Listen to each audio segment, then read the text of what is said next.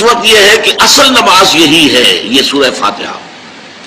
چنانچہ میں آپ کو حدیث سنا رہا ہوں جو صحیح بخاری میں بھی ہے، صحیح مسلم میں بھی ہے، جامع ترمذی میں بھی ہے، سنن ابی داؤد میں بھی ہے، سنن نسائی میں بھی ہے، اور بہت سی کتابوں میں موجود ہے. اور یہ عن عبادہ بن صامت رضی اللہ تعالی عنہ، حضرت عبادہ بن صامت سے ہے مرفوعا کہ حضور نے فرمایا لا صلاۃ لمن لم یقرأ بفاتحۃ الکتاب، اس شخص کی کوئی نماز نہیں ہے جس نے کہ سورہ فاتحہ کی تلاوت نہیں کی. اب اس سے ہمارے ہاں ایک بڑا اختلاف پیدا ہوا، وہ نوٹ کر لیجئے. ایک رائے یہ ہے آپ اگر علیحدہ نماز پڑھ رہے ہیں تو ظاہر بات ہے کہ آپ کو ہر رکعت میں خود پڑھنی ہی پڑھنی ہے سورہ فاتحہ. جب باجماعت پڑھ رہے ہیں اب کیا شکل ہو؟ امام پڑھ رہا ہے سورہ فاتحہ تو کیا مقتدی کو بھی پڑھنی چاہیے؟ اس حدیث میں جو الفاظ کی شدت ہے اس کی بنا پر رجحان یہ ہوتا ہے کہ یقیناً اس صورت میں ہر شخص کو لا صلاۃ لمن لم یقرأ بفاتحۃ الکتاب، جس نے کہ فاتحہ کی تلاوت نہیں کی، قرأت نہیں کی، اس کی کوئی نماز ہی نہیں.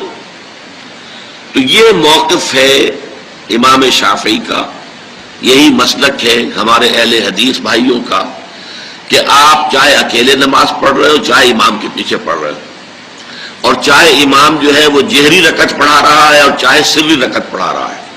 خاموشی والی رکعت سورہ آپ کو معلوم ہے کہ نماز جو ظہر اور عصر کی ہے وہ چاروں رکعتیں جو ہے وہ سری ہیں.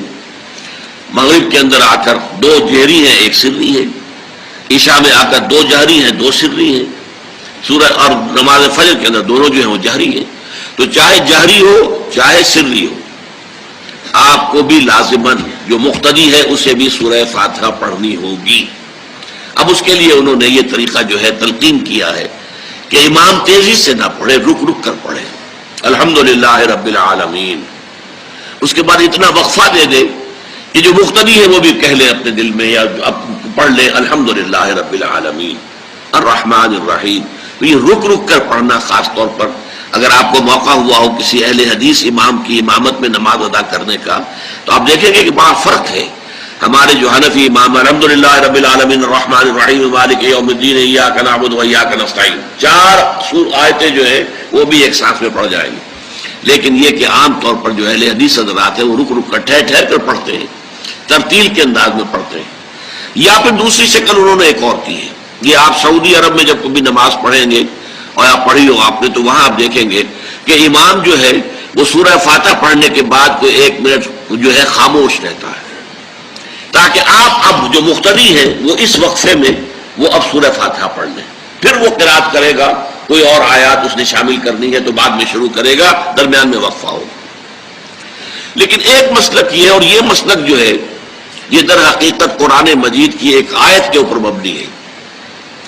سورہ اعراف کے آخر میں فرمایا گیا وَإِذَا قُرِئَ الْقُرْآنُ فَاسْتَمِعُوا لَهُ وَأَنصِتُوا، جب قرآن پڑھا جا رہا ہو تو توجہ سے اسے سنو، خود خاموش رہو.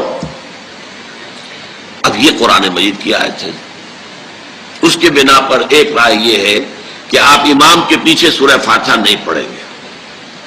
پڑھا جا رہا ہے سنو اس کو، خود خاموش رہو. اور اس کے لیے وہ دلیل دیتے ہیں کہ یہ شکل ایک وفد کی سی ہے.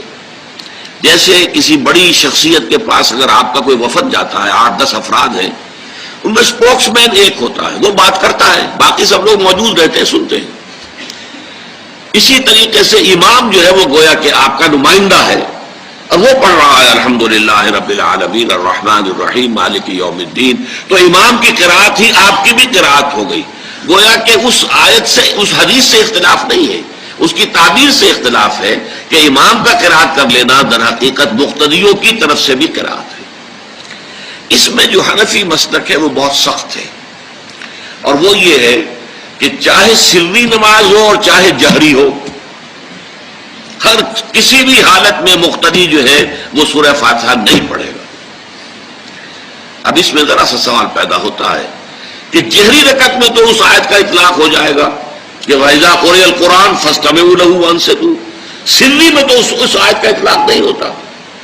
بہرحال یہ مسلک ہے امام شافعی کا، ایک انتہا پر ہے، ہر صورت میں سری ہو یا جہری ہو آپ کو پڑھنی ہی پڑھنی ہے. اور امام ابو حنیفہ دوسری انتہا پر ہے کہ چاہے سری ہو چاہے جاری ہو کسی شکل میں نہیں پڑھنا۔ امام مالک کا مسلک ہے درمیان میں، اور میں اس میں کوئی جھجک محسوس نہیں کرتا کہ میں آپ کے سامنے عرض کر دوں کہ میں اس پر عمل پیرا ہوں۔ وہ کیا ہے؟ جہری نماز میں خاموش رہو اور سنو، اس آیت کا اطلاق ہو جائے گا جب بلند آواز سے پڑھ رہا ہے امام تو پوری توجہ فاستمعوا لہ، اپنی پوری توجہ کو اس کے سننے کے اوپر مرکوز کر دو اور خود خاموش رہو۔ سری رکعت میں البتہ جبکہ وہ بھی خاموشی سے پڑھ رہا ہے، آپ بھی خاموشی سے پڑھ رہے ہیں۔ بہرحال ان چیزوں میں میں نے یہ سب کوئی بیان کیا ہے تو اس سے جو میرا مقصود ہے وہ یہ ہے کہ معلوم ہو جائے کہ اس میں کوئی بڑی بنیادی بات نہیں ہے، نہ یہ کہ جو حنفی ہیں وہ اس حدیث کا انکار کرتے ہوں کہ لا صلاۃ لمن لم یقرأ بفاتحۃ الکتاب، کیسے وہ انکار کریں گے، اور نہ ہی کوئی جو حنبلی ہے یا اہل حدیث ہے وہ قرآن کی اس آیت کا اختلاف سے جو ہے وہ اختلاف کر سکتا ہے کہ اذا قرئ القرآن فاستمعوا له وانصتوا، لیکن یہ کہ اس کے پھر اس سے جو احکام کا استنباط ہے اس میں اختلاف ہو جاتا ہے، تو اس کو نہیں سمجھنا چاہیے کہ یہ کوئی بہت بڑی اہمیت والی بات